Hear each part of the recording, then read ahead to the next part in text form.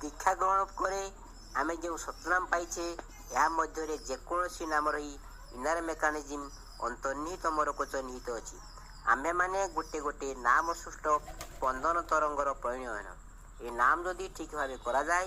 एथिरे एकई संगी प्रत्येकर वैशिष्ट्य पूरण और विवर्धन दुईटा हुए कारण यही नामर भितर 16 प्रकार आदितम प्राण रूप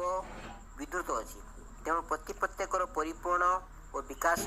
नामर अनुसरण त्वरान्वित हुए नामी प्रति अनुराग नहीं नाम करी आम मानकर प्रत्येकटी स्नायु और कोष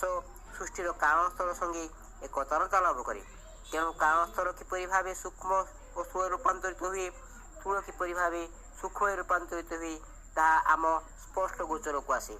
यही बोधमान है दर्शन और प्रत्यक्ष अनुभूति जो मानकर जीवन में ये सामग्रिक चेतना जागे से ऋषित्व लाभ करती या भित्ति करी विश्व ब्रह्मांड व्याख्या करा जाए।